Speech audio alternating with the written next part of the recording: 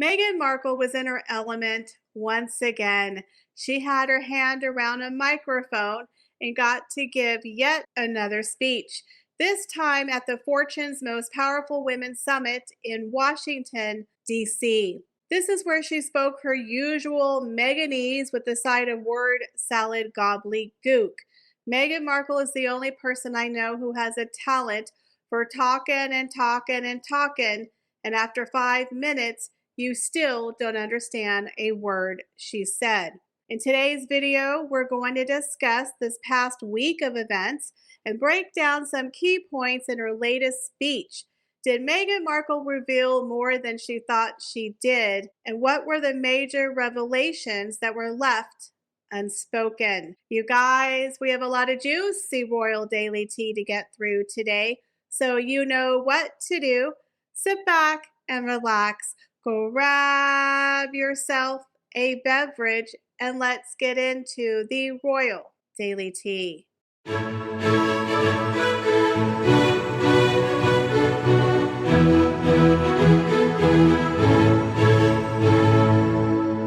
So before we get into this story, I want you to promise me you are not going to throw something at your computer or your phone and you're not going to shoot the messenger.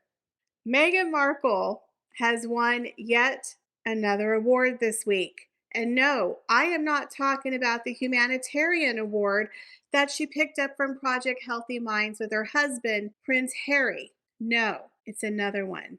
I know, don't throw anything at your computer. Meghan Markle has won an award for her podcast, Confessions of a Female Founder. Founder. Yeah, that's right. Meghan Markle, y'all, has won her second award for the week. I have never in my entire life seen anybody who has been awarded for mediocrity and for failure as much as Meghan Markle. Honestly, what is wrong with this woman? Does she just get an award for going number 2 in the bathroom? Is this the Life Participation Award era of Meghan Markle, where she just gets an award for trying, where she just gets an award for showing up? Because, hey, we would all love an award for just showing up and trying to pay our bills and feed our kids and keep a roof over our head every single freaking day. But Meghan Markle gets awarded for everything she ever does, regardless if it's a success. So let's get into this article that was put out by The Express. Meghan Markle wins yet another award days after latest controversy. Now, I will admit the reporter for this article, Jasmine Carey, does throw a little bit of some shade at Meghan Markle, and I'm here for it. So it says Meghan Markle is set to be celebrating today as her podcast series, Confessions of a Female Founder with Meghan, has won an award. The podcast, produced by Lemonada Media, which has now been sold, has Meghan Markle sitting down with various female business founders, where in each episode, the Duchess talks about the highs and lows of launching a business and the challenges that it brings. While the first season of the podcast ended a few months ago and is yet to be renewed for another season, subtle shade, it seems to be a success. That's shade, okay? So she basically points out that Meghan Markle's podcast was a one and done. We have no idea if this thing is ever coming back, but somehow it must have been a success, right? Because she's winning an award. No, it was not a success. Meghan Markle's podcast, y'all, was like in the top 200 for Spotify and for Apple. It was a complete flop. I think it even performed worse than Archetypes did for Spotify. Now, it says that Meghan Markle won the Gold Award in the Business, People, and Entrepreneurs Shaping Culture category for the Signal Awards, which aims to recognize meaningful podcasts. Okay, I've never heard of this award before or that category, but again, Meghan Markle has won.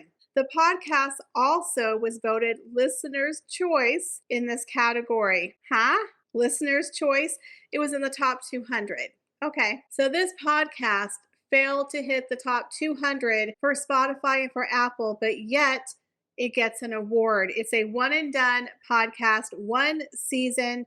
No idea if this thing is going to be renewed, but yet she's going to get an award. Now, why would a podcast that's so popular, so successful, why would it be a one and done? If you have a very successful podcast, you're going to keep that gravy train going, like Joe Rogan, right? People who have high level podcasts keep it going and going and going. You don't just stop because you reach the pinnacle of success and you're like, okay, we're done. We did it. We're done. It's done. Nothing else to do after these, 8 episodes? We're done. We've said all that we need to say. So clearly, Meghan Markle, it was not a success because Lemonada sold their company and she's decided to take a hiatus for Lord knows when she's coming back. And I guarantee you, if Meghan Markle comes back, it's going to be under another name and it's going to be on another platform because Lemonada has been sold. Spotify doesn't want her. So is she coming to Apple Podcast? I mean, where else is this woman going to go when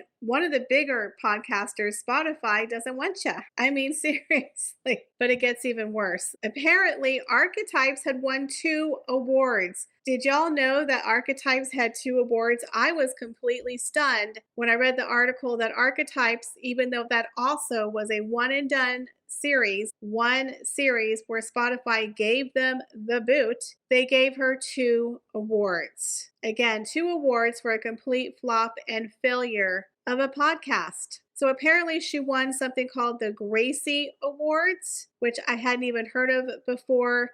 And the other award she won was the People's Choice Award for Pop Podcast of 2022. So Meghan got 2 awards for a one series failed podcast where Spotify tore up her contract and called her an effing grifter. Then she got the 48th Annual Gracie Awards for the Digital Media National Winner Award. So who knows? Maybe Meghan Markle will get a second award for her podcast. Maybe she'll get another Gracie Award. So after I filmed my section talking about Meghan Markle's fake brand new podcast award, I go to Twitter. Of course, that's where all of my friends and the investigative journalists hang out, and they let me know 100% that Signal is a very shady company. They were founded in 2022, 2023, and they are 100% a pay-to-play company. They even have an entry deadline and fee schedule that you can check out on their website. So if you would like to be entered for an award, here are your price lists. Yeah, pay to play 100%. If anything is pay to play, literally in black and white. Now, of course, my lovely friends, the Sidley twins, Nancy and Stephanie, little investigative journalists that they are, they found an article that was basically questioning Meghan Markle's win of her podcast because it's rubbing people the wrong way. It's beginning to stink. Yes, stank, Meghan Markle. Yes, stank. So here people are questioning. The Signal Awards does require an entry fee, which brings up the legitimate concerns about whether it operates a pay-to-play model, i.e. awarding those who pay rather than those purely on merit. Ding, ding, ding, we have a winner. Now, the other interesting segment is that they didn't have a category, so they basically made one up so Meghan Markle could win something. You guys, that is so pathetic. It says it's highly likely that Meghan Markle's win was among the first, if not the first, in that category, assuming her win was in the 2024 cycle or later. They're also saying that her category, business people and entrepreneurs shaping culture, which suggests that the category didn't exist before 2024. Something doesn't smell right. So basically, Signal has been outed. They are a pay-to-play award company. Basically, you give us the money and we give you a little fake trophy. But that doesn't matter to Meghan Markle. It's just another notch in her belt. We all know that awards and speeches are Meghan Markle's love language, and her love tank has been filled. Now, I'm very curious to see if Meghan's going to brag about this fake award over there on her Instagram. She has not posted it as of yet, but who knows? Maybe she'll post it tomorrow.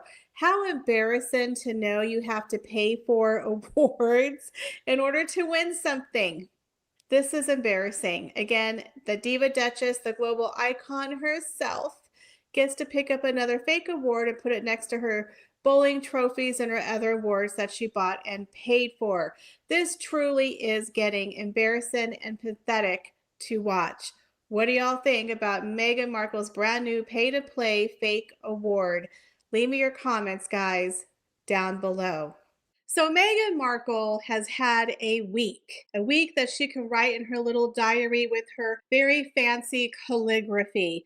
Now we all know that awards and speeches are Meghan Markle's love language that get her all tingly inside. This week alone, Meghan Markle gave no less than 3 speeches, so she was completely in her element.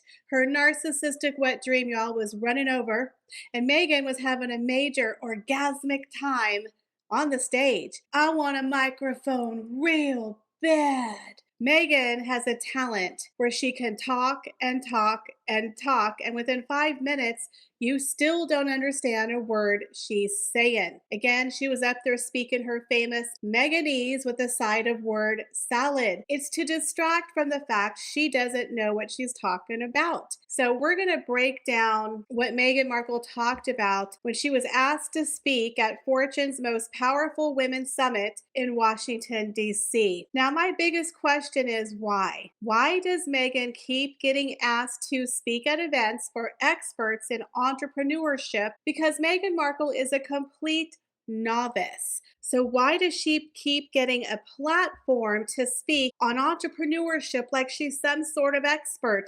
Meghan Markle has been an entrepreneur, y'all, for 6 months, and not a good one. She has had one of the worst business launches in history, yet she's up there giving a TED Talk style talk like she's an expert and everyone should aspire to be her. So we're going to go ahead and discuss some of the highlights from Meghan Markle's TED Talk that she gave at this Professional Women's Summit. Oh yes, I'm going to impart on you some of Meghan Markle's wisdom. Let's get into it. So when Meghan Markle comes out, I would say the applause was mediocre level. It wasn't like cheering and whoop, whoop, whoop, excited to see Meghan. It was just kind of average. So when she sits down, the lady kind of asked her how she got started with As Ever. And Meghan sits there and gives her little meet cute business story, telling the story of how she's such a giver and wants to share with her loved ones that during the pandemic, she was at home with little Archie and H making jam in her sweats and recovering and healing. Now, what was she recovering and healing from? In my personal opinion, that was kind of a dig at the royal family. Again, this was at the beginning of Megxit. Megxit and COVID happened literally at the same time. Don't know if that's a coinky dink or not. But here she is discussing the brain thought that inspired her jam making business As Ever. Now, it is a little bit different than what she originally told us, how the business got started. But let's go ahead and take a listen. I've always loved being able to share. I've always loved being able to cook and entertain. Is there a business here? And I think it was probably most people's assumption that if I was going to go into business, it would be fashion or beauty. But those 5 years at home, I wasn't running around wearing beautiful outfits. I was probably in Birkenstocks and sweats like the rest of us, especially during COVID, or just barefoot at home. But I was making a lot of jam.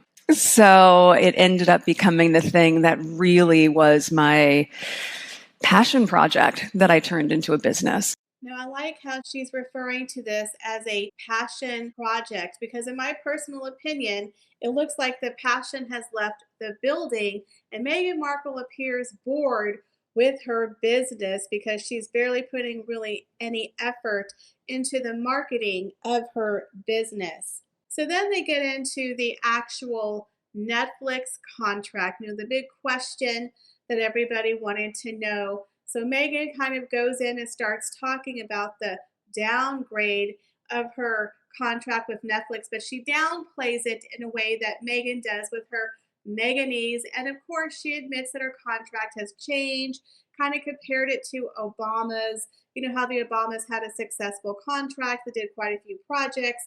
And then, of course, they went to a first look deal. So again, she's comparing herself to people like the Obamas because, again, Meghan Markle has zero accountability for the fact that her show tanked.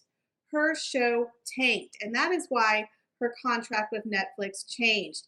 Yes, the business model for Netflix has changed, but if Meghan Markle's show was a hit, they would be doing a season 3. So here she talks about how her Netflix deal has changed, but it's a good thing because it means that now they can shop around to other platforms. So go ahead and take a listen here. Terms. I'm wondering if you could talk about what are the terms now and how has that helped you build as ever? Yes, well, my husband and I were in an overall deal with Netflix, and then not dissimilar to Higher Ground and the Obamas deal. Once that had come to its term, the extension of it, which was such an incredible sign of the strength of our partnership, was now being in a first look deal, which is also exciting because it gives us flexibility to go to our partners first, and then at the same time to be able to shop content that might not be the right fit for Netflix, but has a home somewhere else. Again, she's basically downplaying the fact her contract was downgraded because if her show was a real hit, guys, Netflix would have signed her again. They would have held on to her. They wouldn't want her to go to a competitor with all of her juicy, wonderful ideas or her cooking show, right? They would want to keep her on Netflix. So the fact that they're open to letting Meghan Markle shop around tells you they're not really interested nor invested in the With Love Meghan or really as ever. I do believe Netflix is done with Meghan, but they're still kind of kicking her around to see if there's a little meat on the bone. If they go, maybe they can have a little gnaw here or there. But again, they're not fully invested or fully believing in her the way, in my personal opinion, that they're believing in Victoria Beckham. Now, the lady, I have to give it to her, asked decent questions, and she came out and said, so is there going to be a season 3? And of course, Meghan Markle, being Meghan Markle, never can come out and say yes or no. She has to dance around the subject with all these stories that don't really have anything to do with the actual question. So when the lady said, so is there going to be a season 3 with Love Meghan? Meghan sits there and goes, well, I was on Suits. I was Rachel Zane on Suits for 7 years. And we had a crew of 200 people. And it was a lot of work to film those 8 episodes. And on With Love, we had a crew of 80 people. And gosh, it was just so hard. And, so we're looking at different avenues. We're looking at short form content, short films where instead of you watching a 30-minute show, we can quickly get out to a 2-minute recipe. Again, that's called social media, Meghan. You have a team of 10 people who can do a reel for you. They can do a TikTok. They can do a YouTube video. It's not hard. You have an Instagram account 100% dedicated to your business. Why are you not putting out the short form 2 to 3 minute recipes now? Why are you acting like it's going to take a table full of executives sitting around a table making a decision on a blackboard how to make a 2-minute reel for a recipe? It's not hard, Meghan. It's called social media. It's been out for 20 years. You've been on the gram for 10 months. You couldn't make a reel on your As Ever Instagram account showing people how to make your one skillet pasta with a recipe? How flipping hard is it? She has reels that she put out all the time of Meghan Markle traveling, yet the woman acts like this is a very foreign concept, short form content. This is called BS, and it's basically saying, no, we're not going to have a season 3. Now, I told y'all in a previous video that Netflix and Meghan, before season 2 aired, there was talks of a season 3 because, again, Netflix is in bed with Meghan Markle. They have invested, and they want As Ever to be a successful brand. So they're talking about housewares coming out in 2026, and they thought, okay, maybe a season 3 with heavy product placement is the way to go. But then season 2 failed. Season 2 failed spectacularly, didn't even pop the top 100, and then it went down to the 200s, where the hate watchers didn't even save the show. When the hate watchers stop hating, they stop watching, that is when you know you're in big, big trouble. You're in trouble, girl. You're in trouble. So Netflix decided, you know what? We're not going to invest in season 3. Instead, they're coming out with a holiday special in November where Meghan tries to connect with the audience, and she's like, I do gift wrapping. No, does everybody know that Meghan does gift wrapping? She acts like we all know everything about her. They don't. In my opinion, it went over like a lead balloon. Go ahead and watch this clip here. The holiday special in November. We'll keep an eye out for that.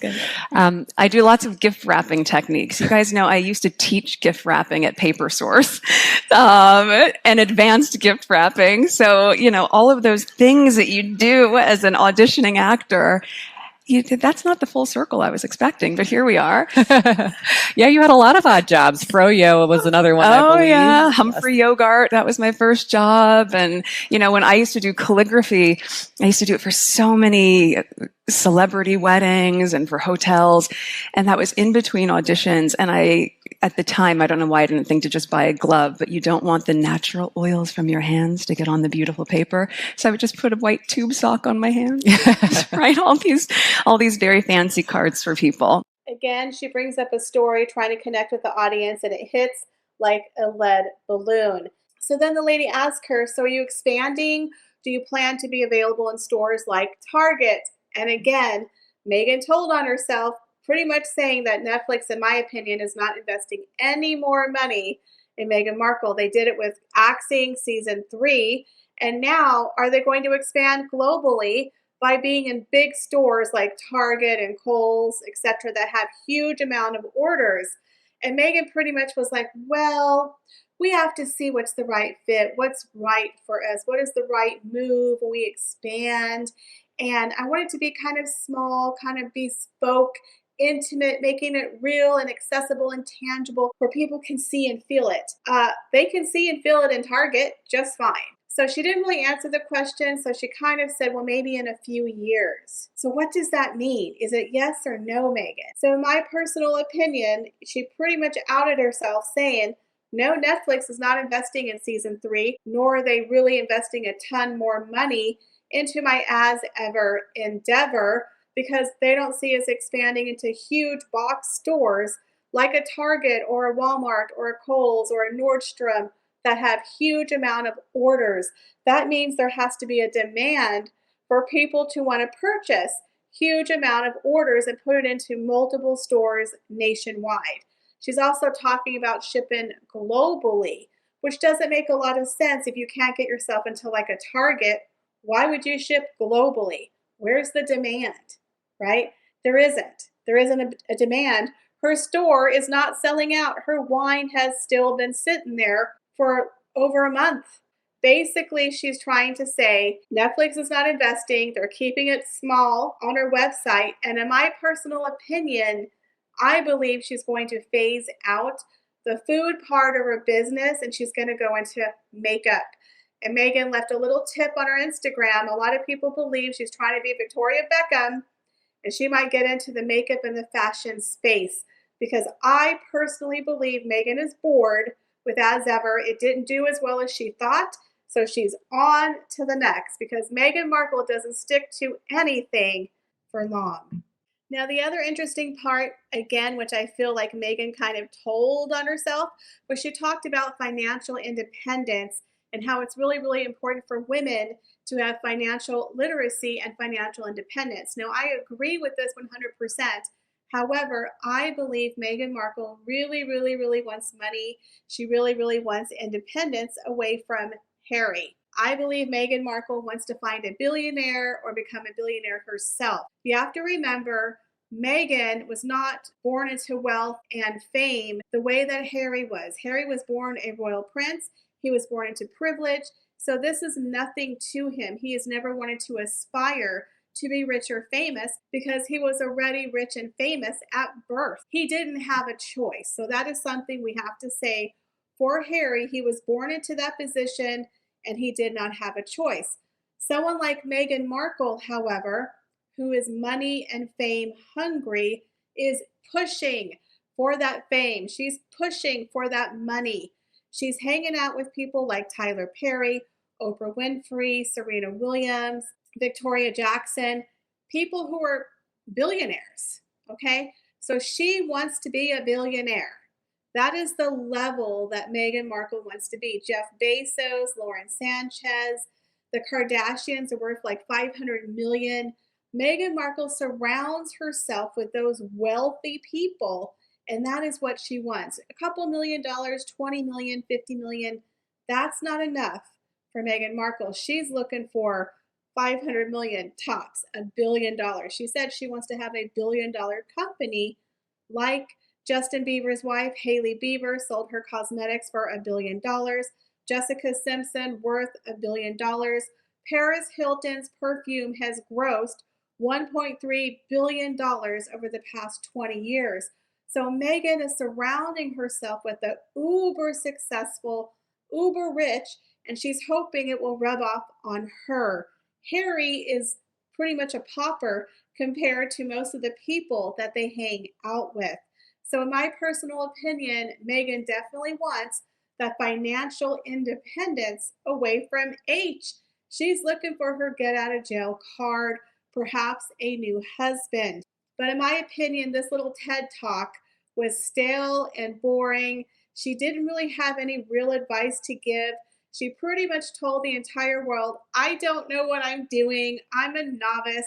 I can't believe I'm sitting up here. I'm married to H.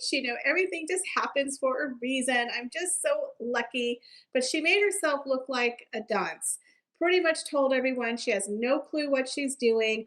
They're trying to investigate the short form film called a reel that it's real hard. They all got to sit around a table and think about it. And she doesn't know the next steps for her business, even though she's partnered with Netflix. Like one of the biggest backers you probably could get, you should know. And the fact that she didn't get a season 3, and the fact that her products are not selling out and she had the worst launch in history, again, this woman should not be on a panel speaking to entrepreneurs about how to be a woman in power, because she is not a woman in power. She is a woman who married well and got lucky, in my personal opinion. So what do y'all think about this talk? What do you think about that bogus podcast award? Leave me your comments, guys, down below. As always, I appreciate each and every one of you, and I hope to see y'all in the next video. Bye, guys.